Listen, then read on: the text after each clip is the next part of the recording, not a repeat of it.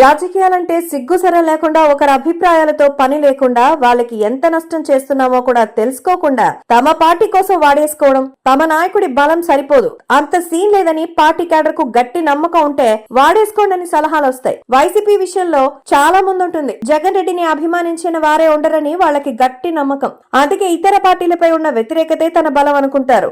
ఇతర పార్టీలోని ప్రముఖ వ్యక్తుల కుటుంబీకులు తమ మద్దతుదారులని చెప్పుకునేందుకు చీపు ప్రయత్నాలు చేస్తుంటారు. మొన్నటిదాకా జూనియర్ ఎన్టీఆర్ ని అలా వాడేశారు. ఇప్పుడు అల్లు అర్జున్ సంగతి చూస్తున్నారు. వైసీపీ అధికారంలో ఉన్న కాలంలో జూనియర్ ఎన్టీఆర్ ను వైసీపీ నేతలు ఎలా వాడారో ప్రత్యేకంగా చెప్పాల్సిన పని లేదు. చంద్రబాబు ర్యాలీలో ఒక 10 మంది వైసీపీ కార్యకర్తలు జూనియర్ ఎన్టీఆర్ బ్యానర్లు పట్టుకొస్తారు. వెంటనే టీవీ9, ఎన్టీవీ బ్రేకింగ్ లేస్తాయి. చంద్రబాబు ర్యాలీలో జూనియర్ ఎన్టీఆర్ ఫ్యాన్స్ హంగామా, ఎన్టీఆర్ సీఎం అనే నినాదాలు అని. ఆ 10 మంది వైసీపీ కార్యకర్తలే. ఇక ఫ్లెక్సీల గురించి చెప్పాల్సిన పని లేదు. వేరే హీరో పోస్టర్ ని వాడుకోవడం పరువు తక్కువ అనే భావన వాళ్ళకి రాదు, వాడేసుకుంటారు. ఎన్టీఆర్ ఫోటో వాడు ఎన్ని ఫ్లెక్సీలు కట్టాడో ప్రత్యేకంగా చెప్పాల్సిన పని లేదు. ఎన్టీఆర్ తో వైసీపీకి అసోసియేట్ చేసుకున్నారు. హీరో స్పందిస్తే మరింత రచ్చ చెయ్యొచ్చు అనుకున్నారు. ఇప్పుడు వీళ్ళంతా అల్లు అర్జున్ మీద పడ్డారు. జగన్ పుట్టినరోజు జరుపుకుంటే ఆయనకొక్కడికి ఫ్లెక్సీలు పెట్టడం అవసరమా అన్నట్టుగా అల్లు అర్జున్ ని కలిపేసుకున్నారు. ఇప్పుడు ఈ వివాదంలో వైసీపీ సోషల్ మీడియా చేస్తున్న రచ్చ అంతా ఇంత కాదు.